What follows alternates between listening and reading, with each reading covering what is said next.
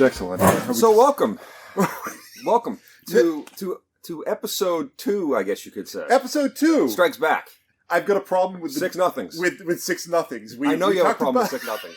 We will iron I had that a out. problem with it yesterday. I have a problem even more now. Oh, because, really? because I came home yesterday. And I was like, Dad, great news. Wait, who are you? Well, I'm John Michael Garrity. Who are you? I'm Ron Charette. Excellent. Welcome to 6Nothings, which I hate. It's not going to be the name of this thing. Because. So I come home, right? I talk to my dad. I'm like, Dad, we just started a new podcast. It's great. And he's like, oh, what'd you do? And I told him about like what we talked about. And then his immediate response was, oh, so how does this help you? Like, that man does not know how to have fun. And he doesn't understand the idea of, like, making a podcast in the first place. It's like, it just, to him, it just sounds like trivia. And I know this is the actual I hope you're not problem. taking any advice from your father, right? I take all kinds of different types of advice. A long time ago, I realized that your father is one I should not be taking advice from. I love you, Dad. First of all, if you ever listen to this. My father... Oh, yeah. I don't take advice from either. Well, I think but what I'm trying to say is I think that's wise advice. Don't take advice from your parents, no matter who they are. I mean, like... But, like, here's the thing. Everyone's got different parents, and everyone's parents have different specialties. And I think that's one of the most important takeaways, is that human beings, no one is perfect. Nobody's best at telling you any amount of information. But we have a society and culture that says, like, oh, always respect the parents, or never respect the parents. A proclivity of sorts. Right. If I want to talk to my mom about how to organize something, how to pull together a group, how to get people activated and being part of a party or something like that, or anything that deals with wallpapering, she is perfect for these things. Okay. I'm not going to go through the list of them right now. These are all the things that Mom ain't great at. Because what's the point? What's the point of delineating those things? But I guess, that was the point of what I was trying to say, is that we all have our own opinions. Yeah, sure. And I think it's great to kind of like listen to the opinions. We've clearly got opinions. That's the reason why we're here. We're going to shed. You don't do what I say. And no, same thing here. I'm glad. I like that's the reason why we work so well together. I remember I got frustrated by that when I was younger. Like, I'd be like, John, no, you don't understand. And you're like, I don't care. And I'm like, no, you need to understand. This I find to be really funny because back when we were kids, I think one of the things that we thought was really great about our relationship was that we never argued. And I still find that amazing when I look back then, because I know we both came from families where our parents just yelled at each other. Think that's why and the idea that we didn't yell at each other was amazing to us. Yes. Although we do talk at loud volume. Oh, yeah, no, we definitely picked up that from our parents. Well, no, I don't talk in loud volume around them because then they just jack it up. Anyhow. This parrot goes to 11. Getting back to what I was talking about, though. We use the word trivia to talk about a lot of the articles that we're actually talking about. A lot of people use the word trivia because we're talking about very small, succinct things. We pick it up and then we put it back down, and then it's just an item to talk about someplace. But I think that that's important. I think that all learning is important. It's all to some extent connected. Every single little piece that you pick up is another piece of the grand puzzle, and you may just end up using these pieces in different ways. So I don't like the idea of calling them nothings. Because I think they're definitely something. Oh, I guess the reason why I was saying that, I get what you're saying. Yeah. The reason why I was saying that was because a rose by any other name is just as sweet. So it really doesn't have to be anything. Are you calling me just as sweet? I'm calling you a rose, John. Hi, everybody. This is John Michael Garrity, otherwise known as Just as Sweet.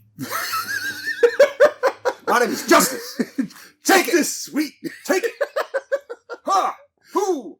Shall we get on to our first episode before you really explore that territory? I don't know. We're going further down the rabbit hole. Love it. Here we go. First article up for bid is 1 cent. is by Brittany Nicole Cox on I presume is her blog. You're going to have to tell me. Ron is the one who supplied all 6 of these particular newsworthy stories, and that's a Demagnetizer. Ron, why don't you explain what this is? I think you're going to do a better job than I will. So she actually went to this guy's place that has all these curiosities, baubles, whatever, like that are from like antiquity, like 1800s and things like that. And she spent a lot of time kind of digging through everything that he had. This is one of those focal pieces where she was just kind of like, it wasn't necessarily part of what she was doing, but she was like, it was a fascination of hers. And I think that's really cool. It ended up being that it's a demagnetizer from the 1800s. And 1903. 1903, okay.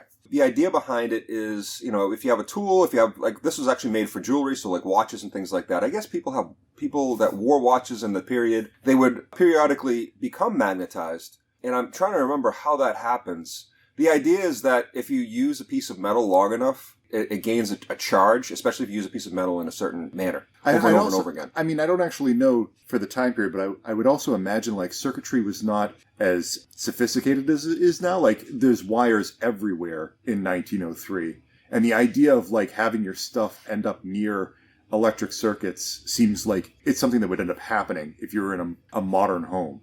Well, I mean, I could be wrong about that. Well, maybe.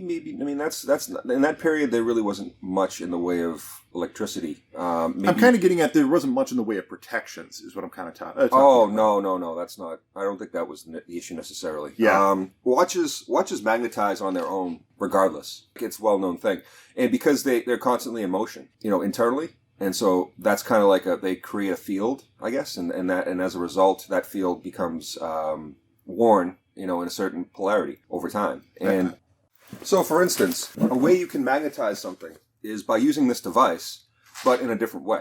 So, like, the idea is that you want to, when you're demagnetizing something, you put it into this device and then pull it away slowly while it's on, or actually pull the field away slowly. So, however you want to do that. So, this device actually does it through use of brushes. Actually, it looks exactly, like, yeah, to build up static electricity, I presume. No. No? It creates a magnetic field by having it all the way at 100%. But then you can draw it back to zero, and while you're doing that inside that piece of machinery, it demagnetizes whatever it is. Now, to magnetize something, you want to stick it to the side of inside there in that device and at 100%, and then disconnect the wires while it's running, and that will magnetize something. They sold this as a demagnetizer because, people wanted to use it again for jewelry. Because, I mean, obviously it would get very annoying if people that had watches were trying to use them and filing would stick to them and, various other things. They'd stick to a table. Or Heaven whatever. knows the hands stick together, you get a problem. Yeah. It's got like a little light bulb on the top, but I presume that's so you know that electricity is moving through the thing. So that has two different functions. Yes, It shows you that it's on, but it's also there as a resistor so that the thing doesn't explode as a short. Yeah, no, this is really cool. We'll make sure that we actually link to this inside. Like I said beforehand, we're definitely going to be on YouTube, so we'll be in the description on the bottom. But also, we'll also be linking to this if we happen to set up the podcast the right way. Yeah, I mean, if somebody's like adept at building things, these things go for $100. Like demagnetizers and magnetizers, they go for $100, and it's so easy to build. As that's you can what I was see. saying. Like it doesn't look like $100 worth of materials. But when you look online, it's very difficult to find prints on demagnetizers and magnetizers, and all it really is, again, is a resistor, a load, and I mean, this one's about the size of a shoebox. I presume you could probably cut down on that a little bit if you really wanted to cut down in space. Oh yeah, no, it's really, it goes really small. It's like they can be 4 by 4 by 4 inches. So you're saying this is a good do it at home project? No. I'd say if you're good with electricity, it's something you can explore as an option to make something that can be a really interesting tool. Transformers. If you took a transformer out of anything, you could modify that transformer to make it into a demagnetizer or magnetizer. If you want to make a lot of magnets very fast. Yeah, actually, I mean, that's the interesting thing. It's another interesting thing too, is that, so this works with ferrous metals, and ferrous metals, it's not just iron. There are some semi-ferrous metals, so you can magnetize other things, like I think it's nickel, and there's other alloys and things like that can become semi-magnetized. Copper has a weird property to it, but I don't think it can make it magnetic. It's just like it acts like almost a resistance on magnetism. It's really kind of interesting. That's a whole other topic though. But yeah, so it's like, it's an interesting tool. I figured that, if people were interested in checking it out, it's one of those things that's not going to ever go away. They need to demagnetize things. And the fact that, like I said, again, there weren't a lot of prints online to guide me in how to make one. I haven't made one yet, but I'm planning on doing that. That sounds great. What do you want to do? Let's talk about virtual sports. So, John, you're a huge sports fan. I'm a raging. Huge sports flaming fan. Sports fan. I see that you chose categories this time around. This time around, I say. It's the first time around you chose categories. I see you chose categories this time around that specifically apply to me and the life that I live. I will tell you this much. In the spare TV room, I always have that television set to the Olympics channel, because I actually find the Olympics channel to be like a fascinating backdrop. And what is it doing now? They're showing the 2014 Olympics. Like Sochi in Japan, or is that Italy? My apologies. Sochi, no, I think that was Russia. Yeah, you're right. Russia. Anyhow, key point is this is the exact problem the virtual sports is dealing with. We have the coronavirus is going on right now. All major sports has been canceled. Though I do find it interesting that there are some sports still going on, like golf has this spectacular ability of already consisting of like social distancing. It's like nobody has to be near anybody. We just need a few cameras set up and some sports commentators that are in a faraway room watching the cameras. So evidently golf's been moving forward just as per plan, just with less people around. But hockey's a contact sport. There's no getting around it. And we can't fill a stadium, so everything got shut down. So what's been going on is that a lot of these teams have been moving over to, because like, here's the thing is, I did happen to actually spot, I don't really watch a lot of professional sports, but I did notice that like, there was a football game going on. My dad was watching. I was like, hey, what's this? I sat down and watched it with him for a little while and it drove me nuts because it would be play after play after play after play. There's very few commercial breaks because the timeouts are all just cut past because this is an older game. They just are taking a condensed version of an older game. No timeouts is no problem, but no instant replays was making me a little bit antsy because I'm so used to like, that was a great play.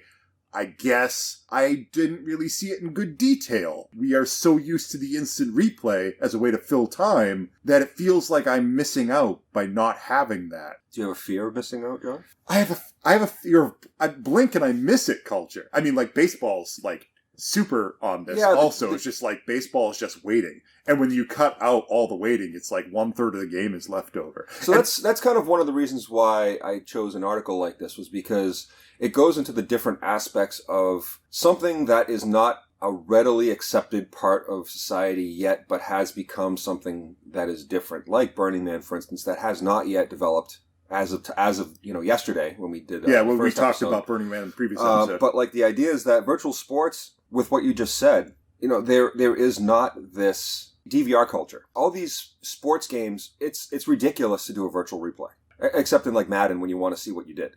To me, it's ridiculous. And the reason why I say that is because it's almost like you're trying to trick yourself into thinking that you want to see this amazing play that, did it happen? Did it not happen? Or maybe something that happened in the past. You want to see it over and over and over again. Yeah. Well, if it was a really extendedly amazing I get this, play, but it's almost like... That's one of those aspects where it's like in culture, we're so used to seeing things or being able to see things fully from all the angles that we want to, because it's presented to us in a great fashion. I don't necessarily get anxiety of it, but I can see why some people would in the fact that like, oh, I can't watch this again, or I can't. It's like sometimes if I watch a YouTube video, I can't go back 15 seconds more than a couple times because the cache isn't there, and what happens is it hangs the video and then I have to refresh it. So I've learned to not do that to these videos. And this is usually on the videos that are lower views. So, like, if you're trying to watch something, you're trying to, like, grasp the concept of what somebody's doing, you can't rewatch the video over and over and over again. You have to grasp it right then, or you're going to be sitting there refreshing the whole video to kind of get to where you want to go again. Because there's something funny here, because I have two conflicting thoughts. One is that without all of this time being taken up, it feels like a lot of the theater of sports is kind of removed from the process. The dressing that is sports. So that isn't there. But there's also the other option. There are, but the exact opposite. John, yeah. Like the interesting thing is that, like, let's talk about that. Yeah. So that is another interesting aspect that has brought to light some different innovations in the virtual sports concept. And what were you saying was can you capture it again? Yeah, no, certainly. It's the idea that there's almost, I don't want to say tradition, because traditions can be bad as well as they can be good, but like the idea of there being a certain theater to it, of being like a presentational quality, of listening to sports announcers go on and on while you're going to get a beer and coming back. Like process involved that makes it entertaining in a way that's beyond just the action. So one of those things is that they actually have announcers announcing virtual games. That's great. Like live. I have not seen that at all. Obviously, they're changing things on the fly. I mean, the announcers. Oh, so this is the thing. Yeah, and there's even like. So they simulate the games. So they simulate the games ahead of time, and then they read it play by play as the game goes through. Now people get fake injuries. So there was a guy.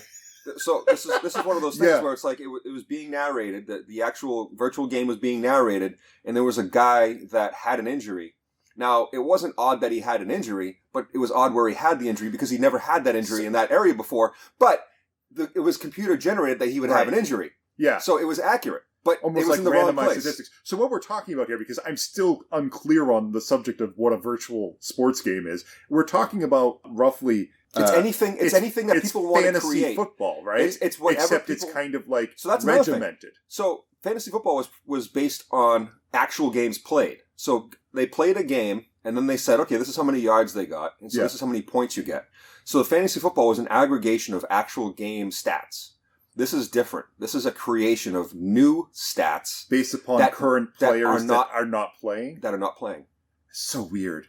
It's also kind of funny because come next year, the NFL, the NBA, they're going to actually take a look at this and determine who's worth paying money for the most, even though they have not actually played. It's just like, well, they did really well in 2020.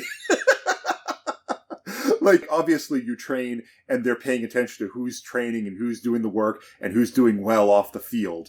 But a lot of it's going to come down to how you virtually played. Well, that's the point. So there are actually... one of the articles that I read on the subject, it's MotoGP. I think that's motorcycle.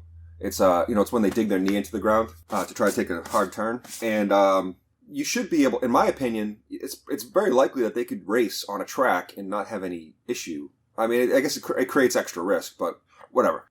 So what they want to do is that they want to actually have them play MotoGP on like a PlayStation or an Xbox or something like that. So have these top guys put a controller in their hand in their living rooms and play against each other virtually using one of these games. Now you can do that. And so there are some of these athletes that actually wanted to do that. That would have taken them out of, essentially the arena, the real arena, the standard arena, and put them in a virtual arena using muscles and modes that are not the same as what they were used to. So there are some athletes that are like, no, I'm not going to do that because I'm going to mess my stats up or they're just too proud to do it or whatever their reasoning for it was. They didn't want to get into a different mode of action in the sports. So as a result, they're now saying, well, you can't go on like that because not everybody wants to do it. Like not everybody's going to have a level playing field because there's going to be this separation between this class of guys that want to continue virtually and these class of guys that don't. There was that confrontation there. They were trying to figure that out and how they're going to reconcile it, which was very interesting. So that's another virtualization of the sport where, again, you're taking somebody out of the arena in the way that they've grown into the sport. And now you're replacing that arena with something else. I'm just wondering if by the time we get into like 2030, 2035 or something like that, will we have like football games where each player is sitting in like the rough equivalent of a virtual golf course where it's just like, here's the screen in front of you and you've got all the machinery on you and you're just like running in place. You know what it reminds me of? It reminds me of Bo Jackson. How does it remind you of Bo Jackson? Just to recap, Bo Jackson was a baseball star. He was a football star. He liked to play hockey, I believe. And he also liked to play video games. I'd like to point out that the commercial that Bo Jackson played hockey in, he was wearing socks. He did not have on a pair of ice skates. Yeah. I don't think he actually knew how to skate. I'm not saying he knew how to skate. I mean, I can't remember. That's the one thing I know about Bo Jackson. I thought he liked it. He played a lot of sports. I think he would have liked it. Yeah. But he is a multi-sports. He plays like 3 or 4 sports. The basis of what I was trying to say was that he could switch it up. He could switch up different arenas, and he did like to play video games. He played his own and stuff like that. What's to say like these guys that race drones? Then all of a sudden they can get into the MotoGP circuit with these athletes, and then it's almost like it becomes a Gary Kasparov versus Deep Blue. You could have these cross-platform athletes going against each other in different arenas based upon the fact that now you're virtualizing and you're opening up the opportunity for all these separate groups to get together. Like for instance, somebody that let's say is a quadriplegic that wants to play golf, they could probably swing a club like nobody's business. Let's just say they could. They're not going to be able to get on a golf course and play against, let's say, a Tiger Woods. But if Tiger Woods was in a virtual environment playing golf, this person now has free reign to basically just sit there in this virtual environment and swing a club and just be as successful. And it levels that playing field. It totally puts everything on its ear. Would it be something that people would watch is the question. That's the actual problem, because the biggest problem is trying to convince sports enthusiasts that leveling the playing field is something in their interest. Where I know a lot of people that's not the goal. That's not the goal. The goal is to make it interesting. The goal is to have entertainment. Well, I 100% agree off the concept of like, I would rather things get more crunchy and interesting and shake things up. But also, I'm not somebody who follows these sports. I don't think I'm a prime candidate for like defending the concept. I see what you're saying. I guess that was kind of what I was trying to say. In my perspective, watching sports is spectator, the whole like spectator thing. To me, it's about entertainment. And there's a certain amount of excitement to it, and there's a certain amount of meshing mentally. And obviously, if somebody really enjoys the game, whatever the sport is, weren't we just talking about this? Where it's like, in the Olympics, actual hunting was actual a sport. Deer hunting. Yeah, back in the 1912s, coming back with the deer was the first person to catch the deer. Sport. But wins. that's the idea. It's like anything can technically be a sport, and anybody can technically be an athlete. So why not? And there's a lot of entertainment I can see there, for sure. Let's move on, since we're already talking about the coronavirus indirectly. We might as well talk about the coronavirus directly, because you pulled forward this article about doctors rethinking how we're using ventilators, and perhaps we're using them the wrong way. This one specifically coming from Yahoo News. Yeah, what do you think about that? This is interesting because, like, the doctor that's being cited, whenever some doctor comes forward and says we need to use more vitamin C, it is a giant red flag that goes off in my head. Mm-hmm. Because, like, that's a doctor that thinks that prescribing vitamins does anything. As far as I know, I'd like to point out, we are not doctors. It's very important. We're not doctors, we're not women, and we haven't gone to Burning Man. We are not medically trained. We are able to read, in the least, and we have opinions. I keep dodging training for EMT that I'm supposed to be picking up at some point in time. But well, I've done so in that regard. I've done some first aid training. Right, I've done first aid training, and I took first aid classes back in college. But this is not a recommendation at any degree. No. But as far as I'm concerned, an orange slice is the amount of vitamin C you need all day. Because there's just a cap when it comes to vitamin C as to how much your body will absorb, and then the rest just gets flushed down. So somebody saying we need to prescribe a tremendous amount of vitamin C immediately gives me a warning sign. Now, that should not matter here, because he may have a good point, and he just may be a doctor who just loves to talk about vitamin C. Sometimes these two things happen. You know what I mean? What other parts of the article kind of stuck so the general idea is that him and a small fraction of doctors are saying that perhaps we shouldn't be using ventilators in the way that we're currently using them, and that there's a causation correlation thing, because you're saying like half of the people who go on ventilators die, but that could just be because there are worse patients. That's not a really good thing to go off of. But like the idea that in order to be put on a ventilator, you have to be induced into a coma, and that it forces the air into your lungs, and maybe the best way is to send humidity through the nasal passages instead, that there are steps you should actually get to there. There's something really interesting about the idea that, like... So, can I key in on that real quick? Yeah, go right ahead. My understanding of the article, past the vitamin C, there were many different suggestions. There's a lot of stuff kicking around in there. And one of the things was that one of the doctors said, like, if we're looking at the inside of these people's lungs, post-mortem, let's say, what's actually occurring? What are we seeing happening in the lungs? And they were saying it's not something like pneumonia. It's something like altitude sickness. That's one of the interesting things. They validly accept that there is something different about the mode of the virus that does not purport that it is something that standardly uses a ventilator. Well, this is what it comes down to. Like, there's an excellent Kurtzegard's video out there. I may have actually screwed up his name, and I'm going to try to link to it. Kurtzegard talks about coronavirus, and one of the things he happens to point out is that one of the biggest problems with coronavirus is it tricks your immune system into thinking that your lung cells are the coronavirus. It's how coronavirus spreads and sustains itself so well, is because your immune system can't figure out what's your lungs and what's the coronavirus, and the coronavirus keeps building while your immune system's confused.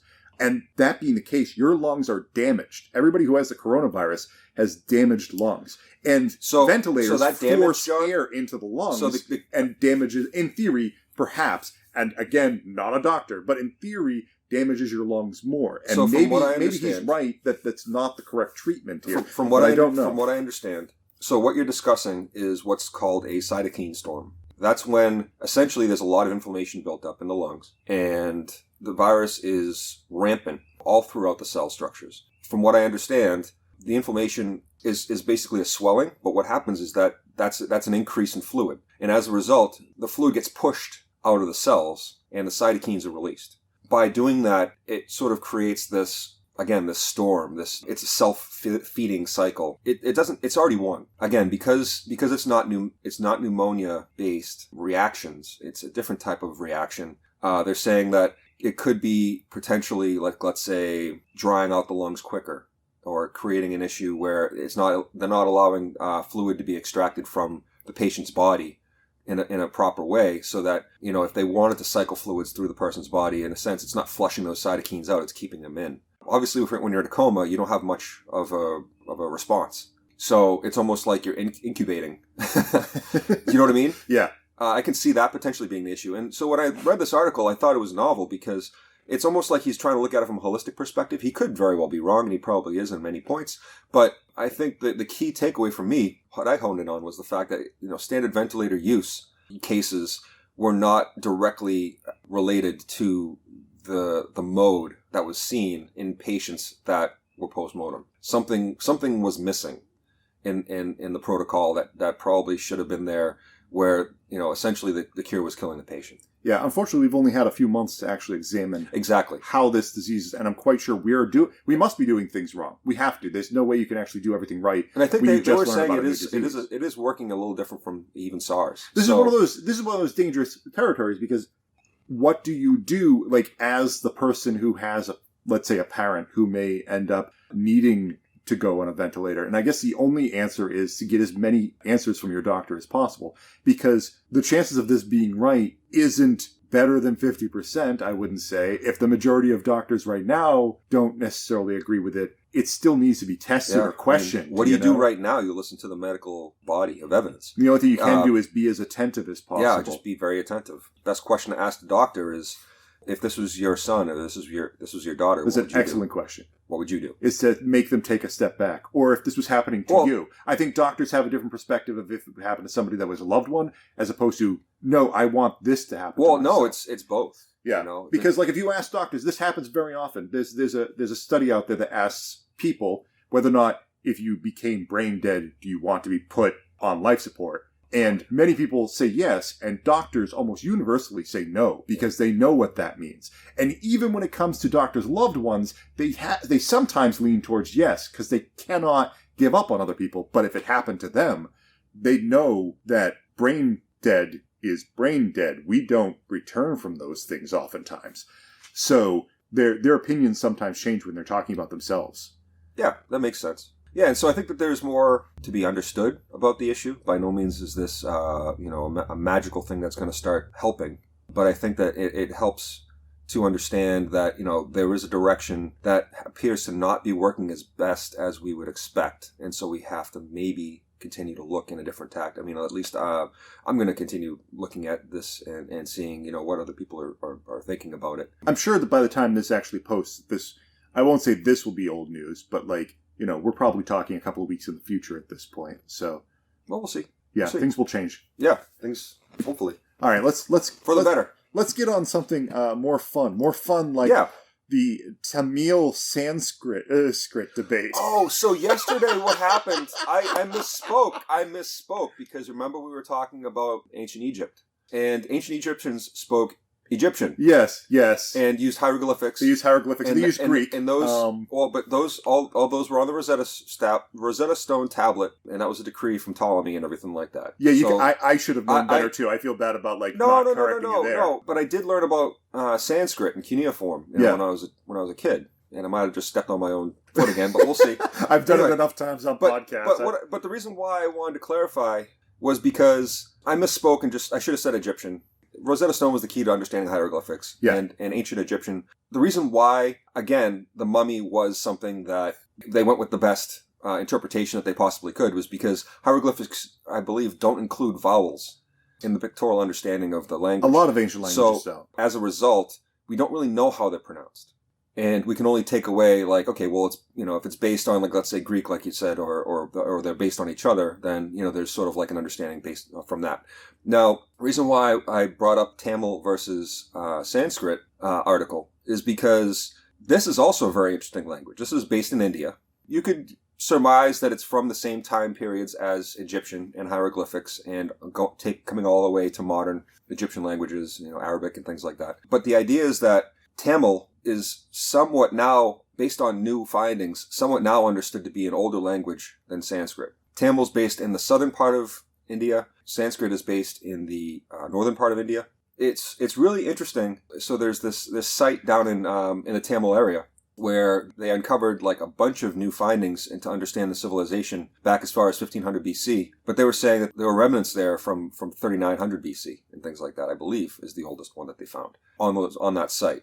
But that's the idea, is that, another cradle of languages. This is one of those really challenging articles, too. Part of the problem is that it was declared the oldest language by the Indian government, but the person who declared it was Prime Minister Modi. And Modi is a lightning rod figure right now. I don't know if you know what's been going on with Modi and the Muslim population of India right now. What's happening? So Modi specifically has put into a series of events that roughly makes Muslims not Indian.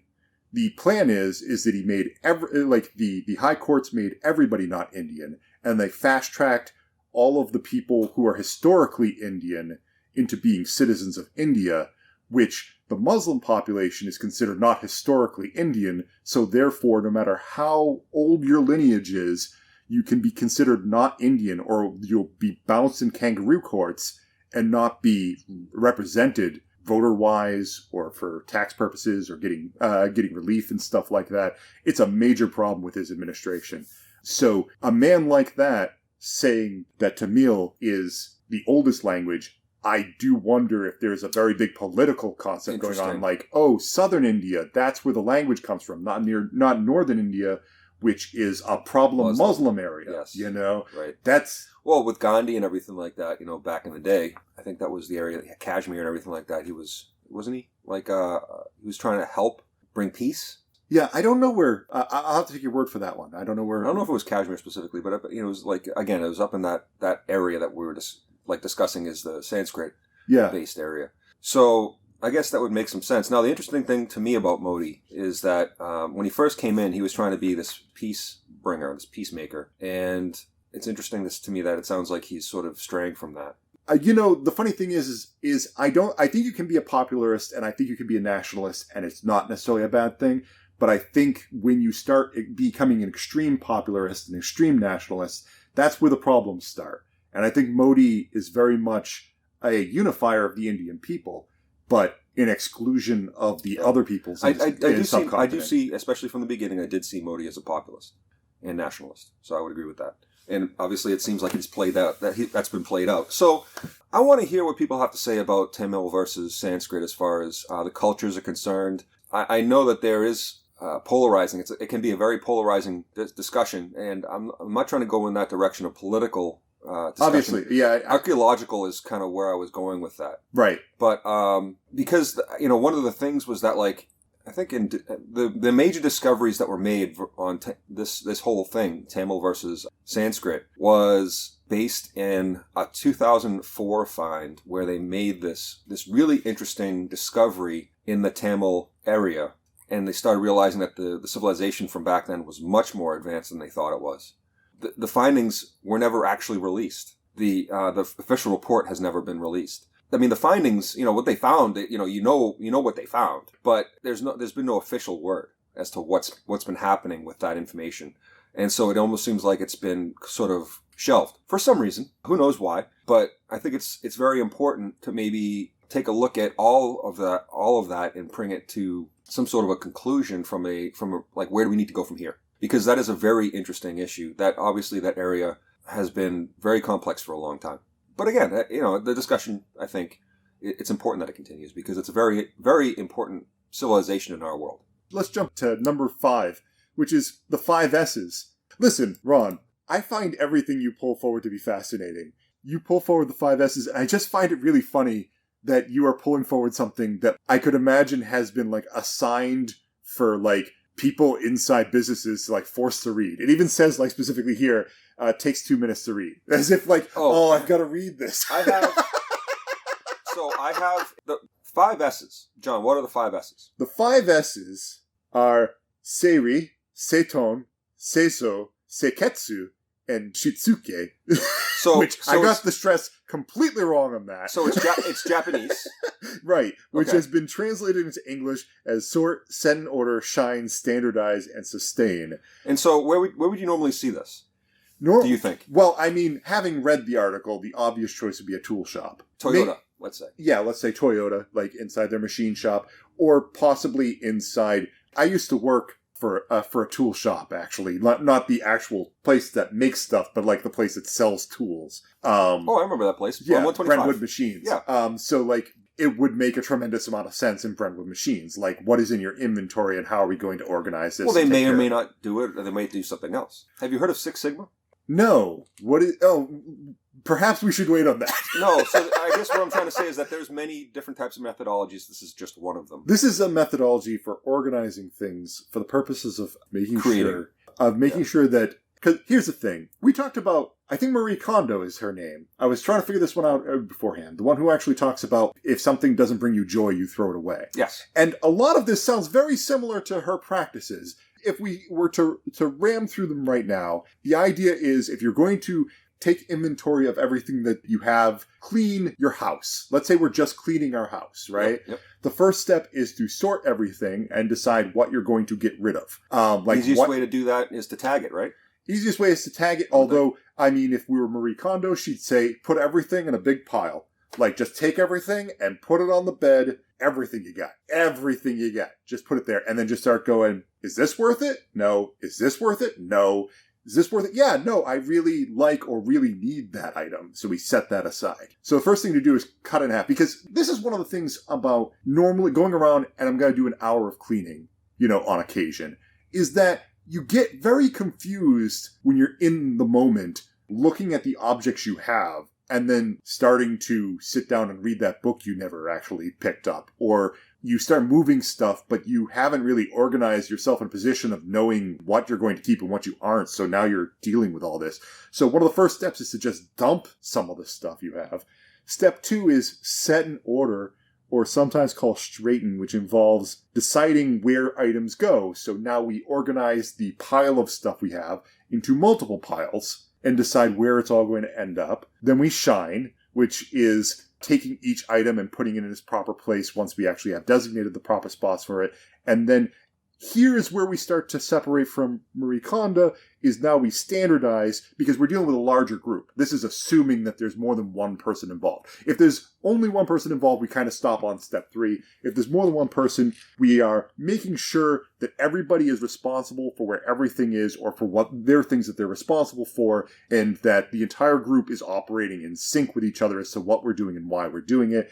And then sustain is making sure that people have the knowledge in the future to keep doing the stuff that we're doing, that we educate people that are coming in, and that we have a book or a plan, or just a plan between us mentally of what's going on, and that we update ourselves so that we don't forget what the heck we're doing. In general, I don't operate anywhere on these lines as a person who creates a lot of stuff by myself because I can't sucker anybody else into doing it. I don't have editors. I do everything. So the standardize and sustain part, I almost want to mentally throw away immediately. But I know the importance of this once you start dealing with a lot of people, that organization is critical and crucial. Otherwise, there's 5 million emails get sent around for no good reason. We just had a business meeting, Ron. We did? I just find this really funny that this could have been something we zoomed at each other. Oh. Well, I don't know. I mean, I wouldn't have necessarily enjoyed that. But actually, so I have a little bit different take on the standardize. Yeah. One thing I would say is that standardize and sustain, I think you wrap them up very well for a large organization, but I also think that they are very valuable in an individual's mode as well. Reason being, for me, for instance, if I don't actually standardize what it is that I'm capturing and what I'm doing, what ends up happening is that I forget or I don't do it. It doesn't become incorporated as deeply as I would appreciate. From that perspective, I have to disagree for myself, because I would rather standardize things so that I can, for instance, wake up in the morning and have a semi-routine as to what I was going to be looking at. And that would kind of keep me in that mode, in that framework. For instance, I can't maintain, let's say, going to bed at odd hours and then waking up to be functional the next day. I mean, for me, it's like I really have to go to bed at the same time every night. Yeah. And it's almost like, from what I've seen, anecdotally, I believe that, there are a lot of people that are in that similar vein. From a standardization perspective, I think standardization is necessary for the most vital things in a personal level. it doesn't necessarily need to be as detailed maybe in a larger organization, because I have seen organizations where it's been extremely detailed. But then to sustain it, I would see a benefit in that standardization, because it's very difficult to sustain something that isn't standardized. And I guess that's where I was coming from with that. Another thing is because there's this mode of continual improvement, which means that you're never actually going to be where you want to be 100%, nor should it be expected that I'll be 100% of anything. I'm always a work in progress, let's say. So as a result, understanding that continuous improvement is a part of what I'm doing, if I don't standardize and I don't sustain those two things where I am right now, I will lose track as to where I am. Yeah, that's just just something tricky that happens to me. Because, like, as someone who works with very creative fields, and I'm not trying to actually make that to be like boast myself or something like that, but a lot of the stuff I'm doing, chaos and messiness really help out how I'm creating things, because a lot of my stuff is what if I chocolate and peanut butter right now? What if I chocolate and wasabi? If I keep pivoting on the things that I combine, then I'm more likely to come up with more interesting answers. And if my workspace, which here I'm talking about things like my desktop, is too clean, then I'm failing on the other end, that I've created a system and I keep building the same item, and I don't want to workshop the same item. I want to workshop many items.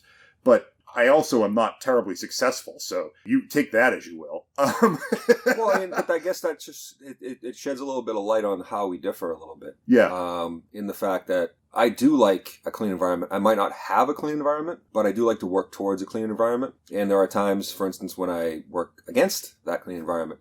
And so that's why, again, standardization is kind of important for me. So that's where I think we do differ, but right. I don't think that's necessarily weakness. I wouldn't. What you're talking about, but I mean, I guess what you were saying as well, and by no means is this a slight, but if you think about classically feminine traits, classically masculine traits, a 5S mentality, I would think, would align with more of like a classically masculine mode, whereas more of a Marie Callender or Marie Kondo yeah. type of methodology would be more like a classically feminine mode. The reason why I'm saying that is because one seems to be like highly ordered, which obviously you can have highly ordered. It's really dangerous right now. It is very dangerous.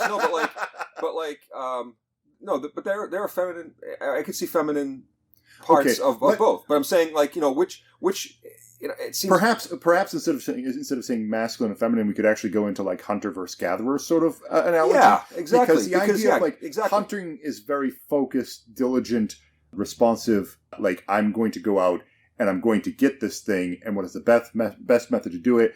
And it's one line of attack. Yeah. As opposed to gathering. That's a very good way of putting it, John. As opposed to gathering is I take a look at my environment and I try to figure out what is the best way to get the resources I can.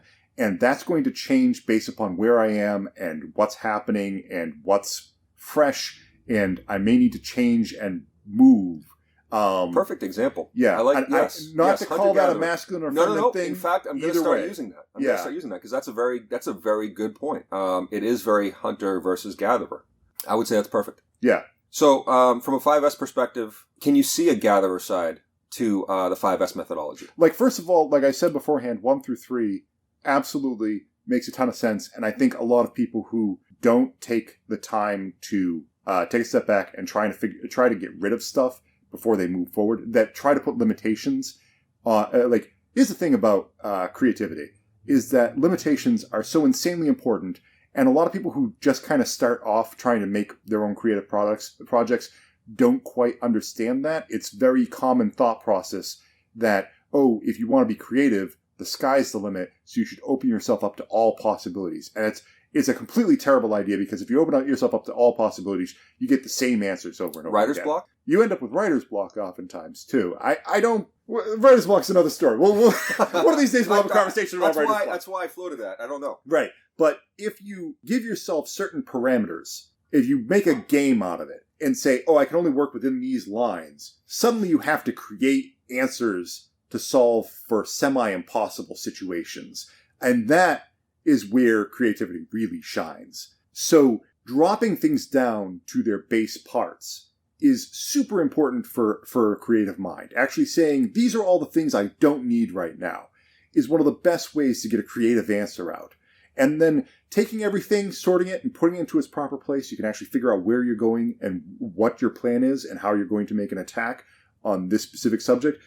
100% with you. And I don't want to belittle standardize either, because I think that standardizing in general is a good thing, and I think rechecking of what you've actually done in the past, these are both actually perfectly good things. It's just they're not where my stresses come from. But again, like, I'm no expert either, and I'm quite sure a lot of creative people would actually tell you the exact opposite, that, like, this is what they do all the time, you know, that they've got methods that work really well for them. Well, maybe that's the key. You know, that sounds like it is the key to me, is that if something starts to work for them, then that becomes their standardization and their sustaining. I should point out that, like, I think one of the reasons why a lot of people that are creative are so successful is because they focus a lot more than I do. I really pick up a lot of different projects. And for some people that works out really well. But for some people who all they do is write books, well, they start to pick up a pattern and plan and things that work and things that don't. And they start to learn certain things. I could definitely see those people using standardization a lot more than I would. Because my biggest problem with standardization is I get done something and I drop it. You know, so standardization can sometimes be like, why did I spend all this time doing that? So another thing is that you had me thinking about another aspect to this. I do know some people that they're not terribly successful. They're just kind of working day to day.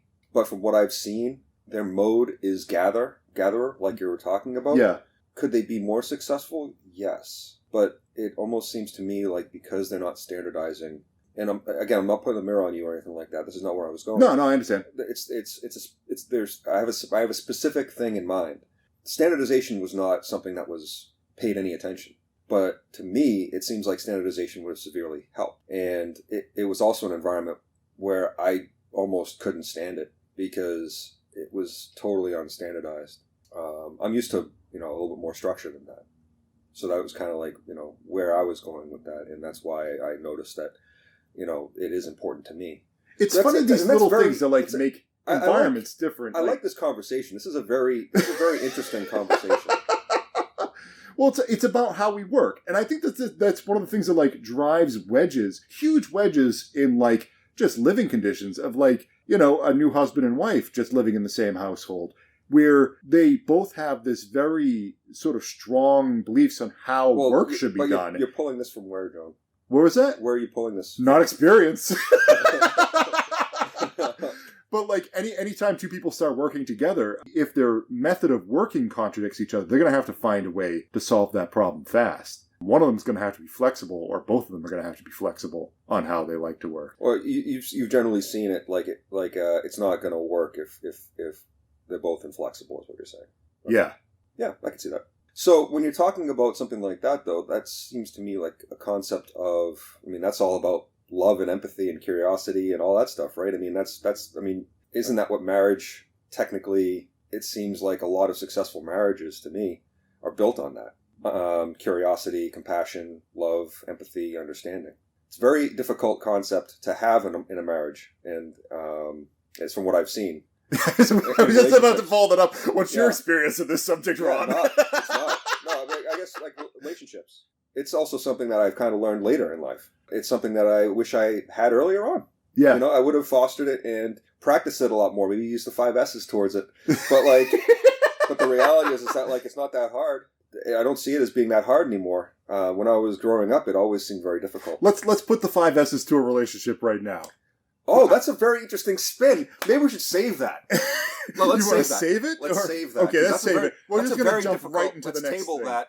If anybody wants to sort of give their discussion topics, what do they think on relationships versus the 5S methodology?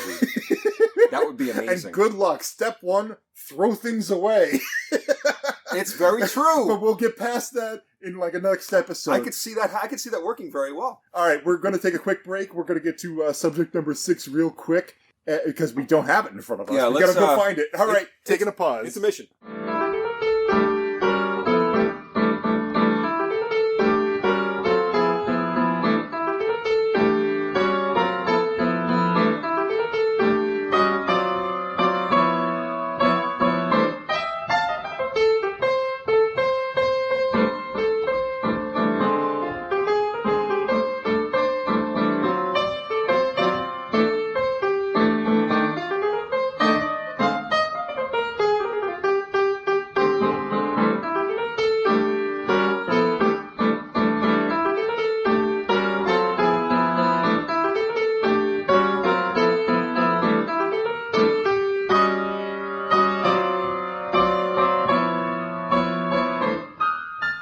Welcome back. Welcome back. Welcome back. Welcome back.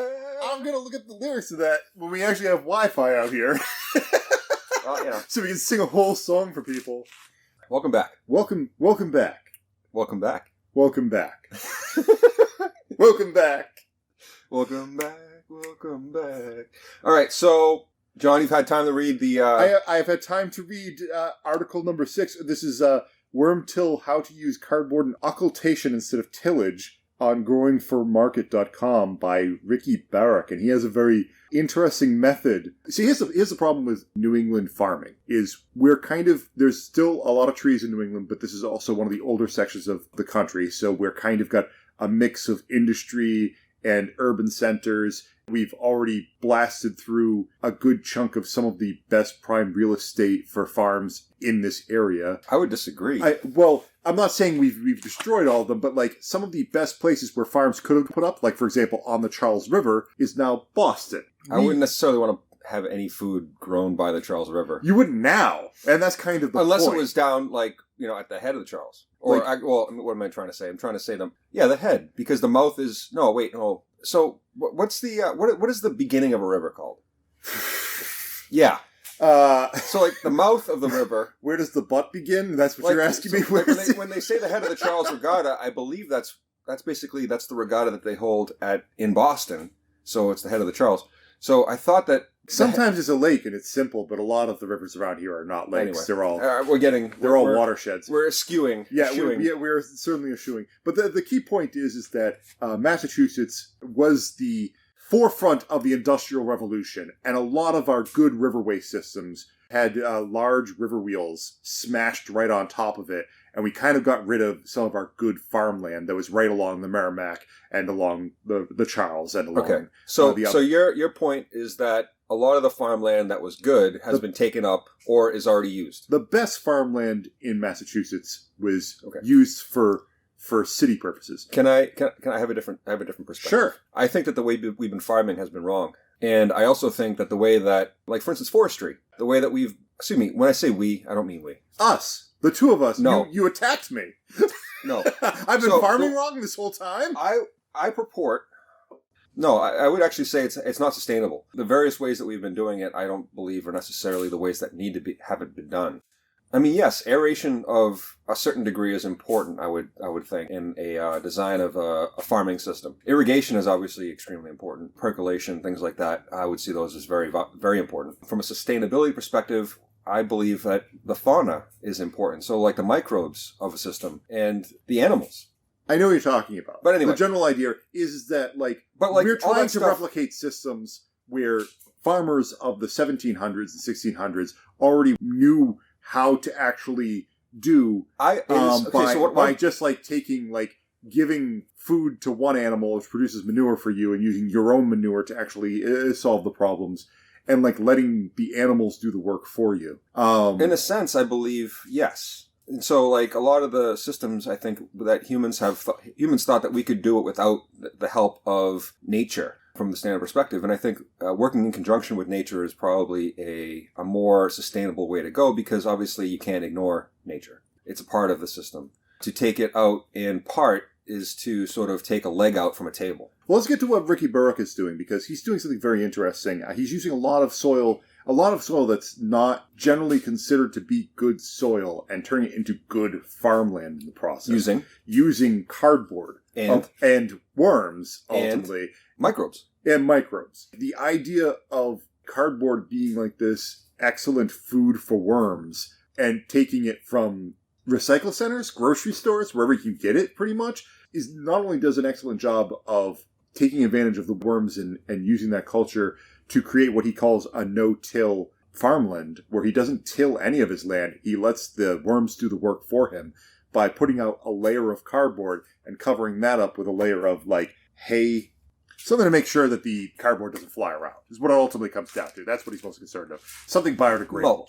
Mulch. Hay mulch and manure. And the worms evidently absolutely love cardboard. They go right after it, and given a certain amount of time, there's no cardboard left. The only thing that's left is the tape that was holding some of these boxes together, and he just picks the tape up off the ground and starts planting, which is spectacular. if that works as well as he actually happens to indicate that it works, that he's taking land that used to be like this tough land and now is able to just dive his entire forearm into it because it's nothing but soil. That's a phenomenal practice. He also happens to mention another practice where it's just a matter of taking a very dense tarp that cuts out all light and blocking off whole areas of the farm. So you don't have to cut and do any weeding or anything like that. He just lets the weeds die because of a complete lack of sunlight. Which that's a practice that's come into fashion. I'm a little... That's one that's stuck around for a while now. That seems so stupidly obvious that somebody else had to have come up with it. But somebody else has to do it first. There's always a first person anyways. Another thing, too, is that a lot of this stuff wasn't really readily available. It's only come available because of urbanization and industrialization. That's Tarps were not a thing, back in the 1800s. They did not have tarps. Even in the 1980s, we have tarps, but the sunlight gets through them because we aren't built right. A canvas tarp was really expensive. And now you can use plastic or you can use something else. Temporarily, of course. I mean, obviously, you don't want plastic in the ground when you're growing things. Long term, unless it's a digestible plastic of some sort. No, but I mean, like, if you can tell how long a plant lasts without sunlight. It's only going to be a couple of weeks, and you just remove the tarp, and everything's dead underneath it. And another aspect of this too, again, the aeration. That's something that's automatically done by the worms, from what I understand. And because you're maintaining all of the nutrients in the soil without turning it over, there's no carbon released. So all the carbon stays in the soil. Obviously, from a global warming, who knows whether it's an issue or not. It's not really what I'm trying to say, but what I'm trying to say is that carbon is a part of the structure of the soil. Whatever the natural gases are in the soil helps to maintain the microbe balance. And by tilling a soil, you're upsetting that balance. No matter what your opinion on the subject is, like the idea of saving energy is good for everybody. And it definitely saves energy. I don't think anybody can using the energy put into the cardboard for something else. And from what I can understand, it's a means of bringing, again, something that's a commodity, something that's essentially it's a spent good, and bringing it back into a recycled type of nature.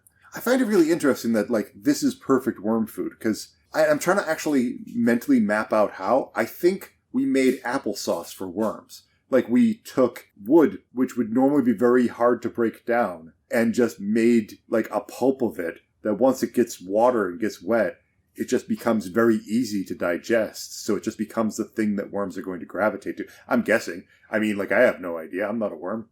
These are things that we aren't. We also aren't worms.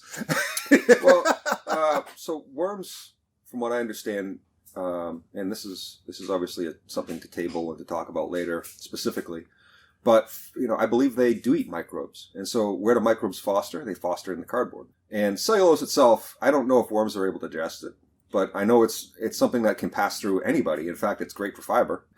So, or anything, so it's a fibrous material that helps digestion, from what I understand. And so when we have microbes in a medium that can be eaten by an animal in the food chain that wants to eat it, then all of a sudden, that's what you're saying, is it's a perfect worm food. And so I've started trying to do this myself. I found a bunch of cardboard. If you go to a zero sort area, you ask them, hey, can I go to your cardboard dumpster, grab a couple of large brown boxes, remove the tape and everything like that, put it down on the ground, and then throw some soil on top of it. In my opinion, that's the first step of being able to basically bring worms into the environment. And then once that happens, then you can cover it over with cardboard. And now you have a row or whatever that is essentially encased in cardboard where the worms and the microbes can exist.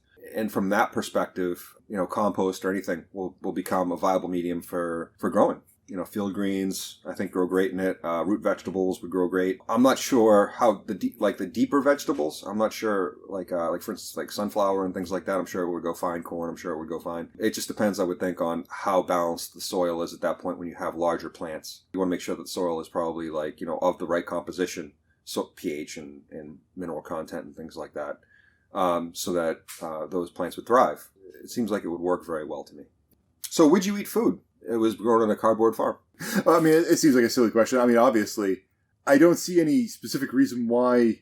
Supposedly, manure is not good to grow food in. Is it not?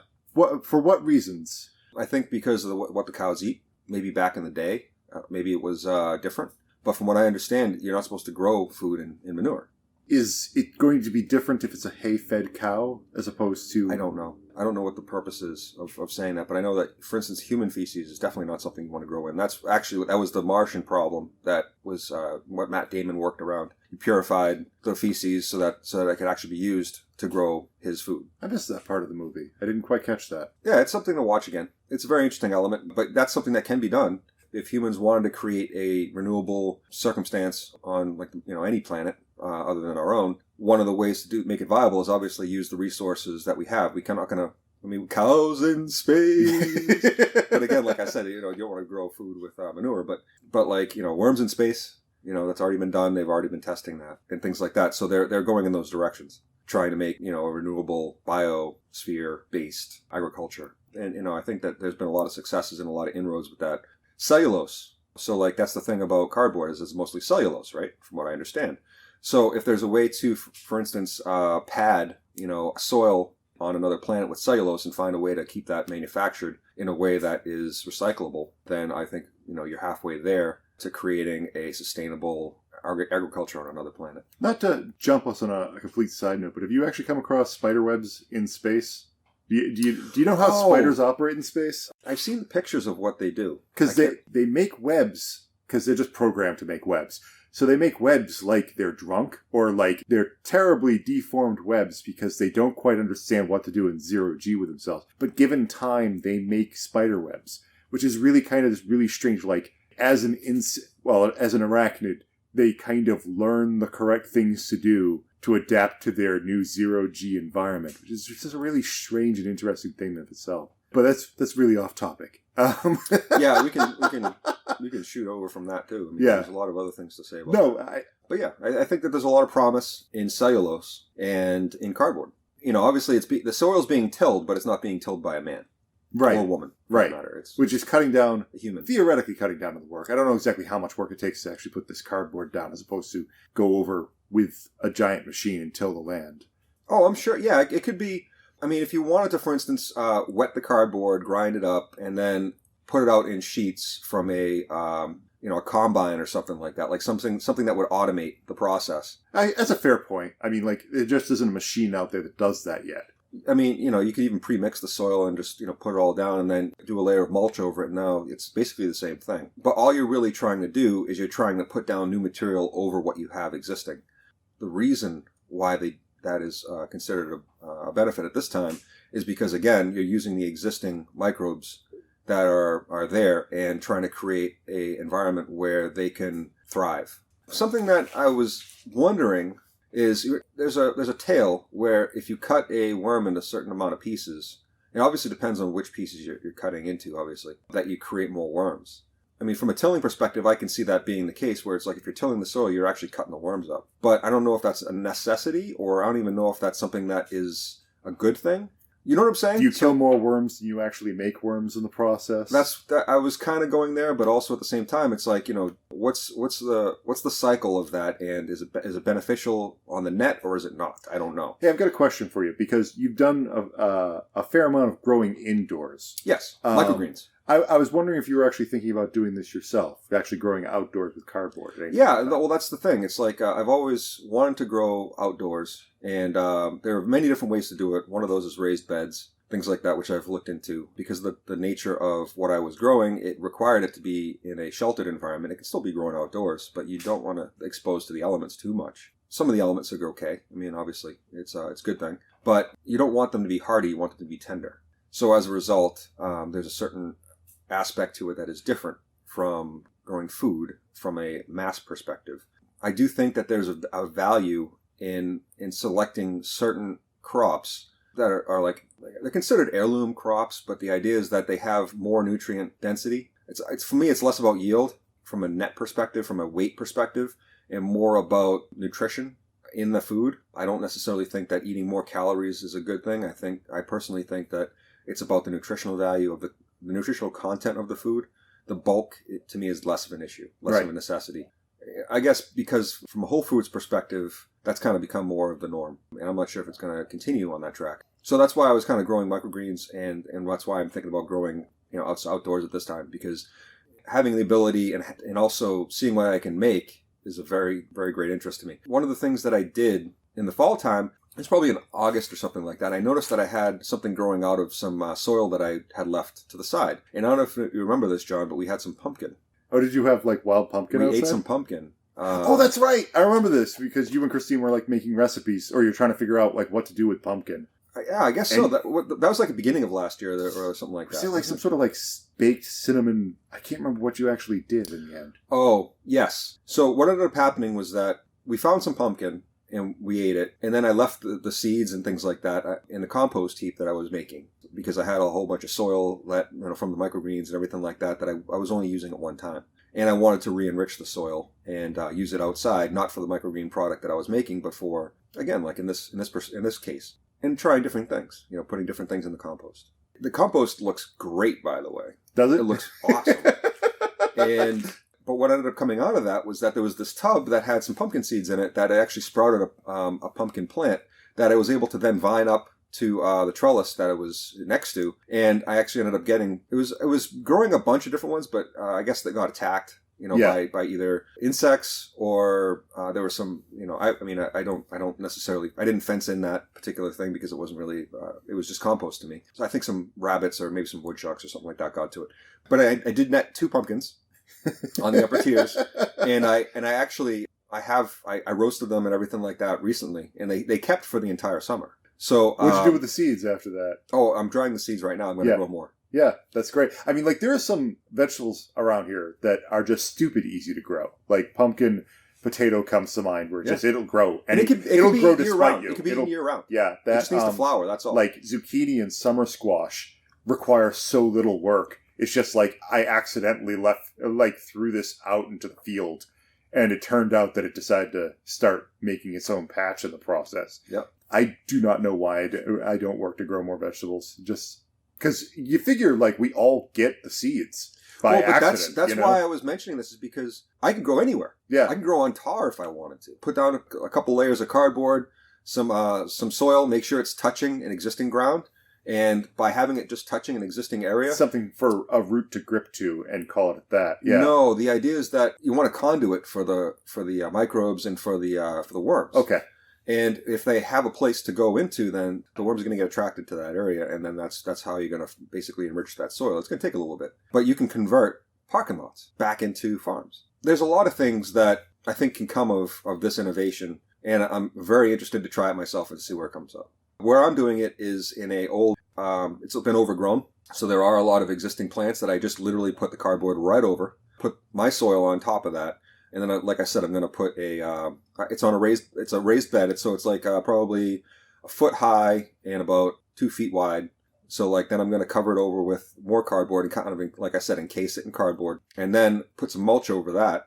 Let it rain a couple days. Maybe 2 weeks later I can start planting. It should be something like as quick as that, considering what I have there going right now. Again, your mileage may vary.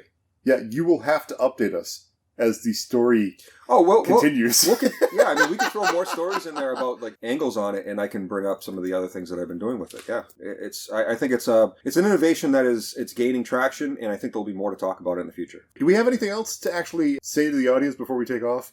This is where we part ways with the audience. Parting is always such deep sorrow. Yes. Until tomorrow, I guess. I don't know. Never say goodbye, Ron. Well, there's no need to. We'll always have Paris. What will we always have? We'll always have nothing. God damn it. This has been 6Nothings. Brought to you by... No, it's not. Get out of here. Go home. Go home. All right, fine, go home. Bye-bye.